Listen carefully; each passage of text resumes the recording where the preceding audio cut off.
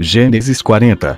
Como nas horas em que se permite aos prisioneiros tomar um pouco de descanso, eles costumam conversar sobre a sua infelicidade. José fez amizade com um mordomo do rei, ao qual o príncipe muito havia estimado, mas o colocara na prisão por causa de um descontentamento que tivera com ele.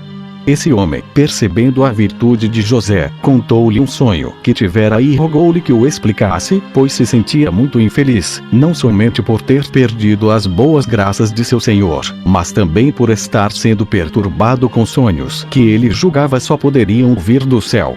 Parecia-me, disse ele, que eu via 3 cepos de videira, carregados com grande quantidade de uvas. E, estando maduros os cachos, eu os exprimia, para tirar-lhes o caldo, numa taça que o rei tinha na mão e que eu apresentava à sua majestade, que o achava delicioso. José ouviu e disse-lhe que tivesse boas esperanças, pois o sonho significava que dentro de 3 dias ele sairia da prisão, por ordem do rei, e voltaria às suas boas graças. Pois, acrescentou, Deus concedeu aos frutos da videira diversos e excelentes usos e uma grande virtude. Serve para se lhe fazerem sacrifícios, para confirmar a amizade entre os homens, para fazê-los esquecer a inimizade e para mudar a sua tristeza em alegria. E, assim como esse licor que vossas mãos espremeram foi favoravelmente recebido pelo rei, não duvideis de que esse sonho prenuncia a vossa saída da miséria em que estáis há tantos anos, quantos vos pareceu ver em cepos de videira. Mas, quando tiverdes sabido que as minhas predições são verdadeiras, não vos esqueçais, na liberdade de que gozareis, daquele que deixastes preso ainda às cadeias. Lembrai-vos tanto mais na vossa felicidade da minha desgraça, pois não foi por ter cometido crime que sou castigado, mas por ter preferido, por um sentimento de dever e de virtude, a honra de meu senhor à volúpia criminosa. Seria inútil dizer qual foi a alegria do copeiro mor ante uma interpretação tão favorável de seu sonho e com que impaciência esperava a sua realização. Aconteceu, porém, em seguida, outra coisa de todo contrária. 69. Um padeiro mor do rei, que estava preso com eles e escutara essas palavras, teve esperanças de que o sonho, que também tivera lhe poderia ser favorável. Contou a José e rogou-lhe que o explicasse. Parecia-me, disse ele, que eu levava na cabeça 3 cestos, 2 dos quais estavam cheios de pão e o terceiro de iguarias diversas, das que se servem na mesa do rei, e alguns passarinhos as levavam sem que eu pudesse evitá-lo.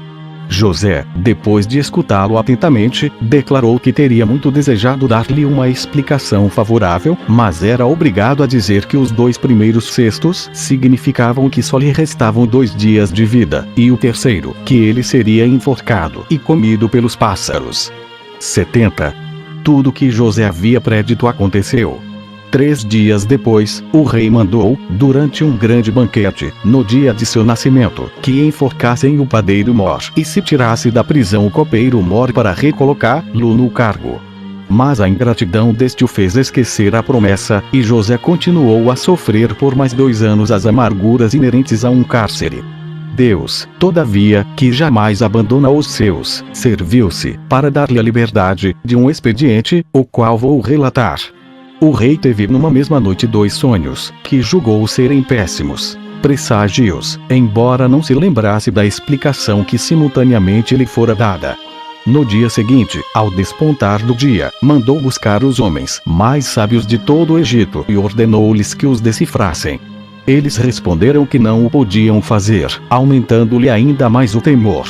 Esse fato despertou na memória do copeiro mor a lembrança de José e do dom que ele possuía para interpretar sonhos. Falou dele ao rei, contando-lhe como José havia explicado seu sonho, e o do padeiro mor e como os fatos confirmaram a veracidade de suas palavras.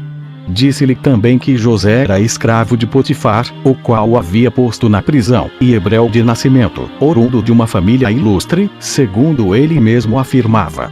E, caso sua majestade desejasse mandar buscá-lo, não julgasse dele pelo estado infeliz em que se encontrava, mas poderia saber por seu intermédio o que significavam aqueles sonhos.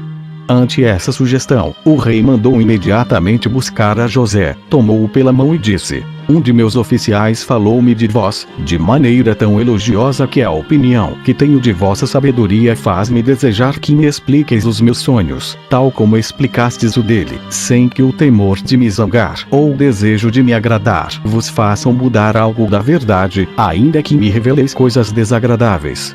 Parecia-me que, passeando ao longo do rio, eu via 7 vacas bem grandes e muito gordas, que saíam para ir aos pântanos. Em seguida, vi outras 7, muito feias e muito magras, que foram ao encontro das primeiras e as devoraram, sem que com isso saciassem a fome. Acordei muito perturbado a respeito do que esse sonho poderia significar e, tendo dormido de novo, tive um outro, que me pôs em inquietação ainda maior. Parecia-me que eu via 7 espigas saídas de um mesmo pé, todas maduras e tão gordas que o peso dos grãos as fazia inclinar-se para a terra. Perto dali, 7 outras espigas, muito secas e magras, devoraram então aquelas 7 tão belas, deixando-me estupefato e no desassossego em que me encontro ainda agora. Depois de o rei assim haver falado, José respondeu-lhe: os 2 sonhos de vossa majestade significam a mesma coisa. As 7 vacas magras e as 7 espigas áridas, que devoraram as vacas bem nutridas, e as espigas gordas, representam a esterilidade e a carestia que assolarão o Egito dura 7 anos, e que consumirão toda a fertilidade e a abundância dos 7 anos precedentes. Parece que será difícil remediar tão grande mal, porque as vacas magras, que devoraram as outras, não foram ainda saciadas. Mas Deus não prediz tais coisas aos povos para amedrontá-los, de modo que eles se deixem abater pelo desânimo, mas, ao contrário, para obrigá-los por uma sábia previdência a evitar o perigo que os ameaça. E assim, se agradar a vossa majestade, mandar que se reserve o trigo colhido nestes anos tão férteis, para distribuí-lo na época da necessidade, o Egito não sentirá absolutamente a esterilidade dos outros anos. O rei, admirado da inteligência e sabedoria de José, perguntou-lhe o que fazer naqueles anos de abundância para tornar suportável a esterilidade dos outros. José respondeu-lhe que era necessário recolher o trigo, de sorte que se gastasse apenas o necessário e se conservasse o resto para prover a necessidade futura. E acrescentou que era ainda preciso deixar aos lavradores apenas o que lhes fosse necessário para semear a terra e para viver. 71. Faraó, então, não menos satisfeito com a prudência de José do que com a explicação dos sonhos, julgou não poder fazer escolha melhor do que o próprio José para a execução de um conselho tão sensato.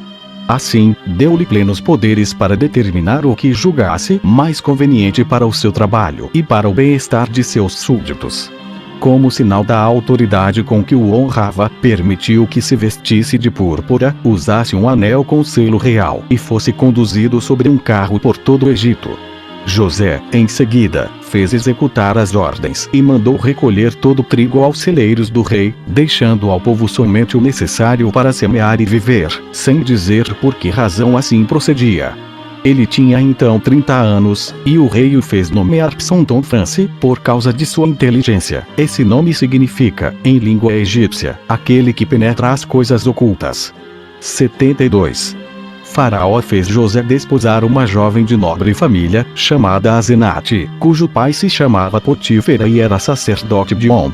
Dela teve 2 filhos, antes que chegasse a carestia, e por isso chamou ao primeiro Manasses, isto é, esquecido, porque a prosperidade em que então se encontrava fazia-o esquecer as aflições passadas, e ao segundo chamou Efraim, isto é, restabelecimento, porque havia sido reintegrado à liberdade de seus antepassados. 73. Depois que os 7 anos de abundância préditos por José se passaram, a carestia começou a ser tão grande que, nesse mal imprevisto, todo o Egito recorreu ao rei. José, por ordem do soberano, distribuía o trigo, e o seu sábio proceder conquistou-lhe um afeto geral, tanto que todos o chamavam de Salvador do povo. Ele não vendeu trigo somente aos egípcios, mas também aos estrangeiros, porque estava convencido de que todos os homens estão unidos por um estreito liame, de modo que os que se encontram na abundância estão obrigados a socorrer os outros nas suas necessidades. 74. Gênesis 42. Como o Egito não era o único país assolado pela carestia, pois o flagelo se estendia a várias outras províncias, entre outras, a própria Canaã. Jacó, sabendo que se vendia trigo no Egito, mandou para lá todos os seus filhos, para comprar o alimento, todos exceto Benjamim, filho de Raquel e irmão de pai e mãe de José, que reteve junto de si.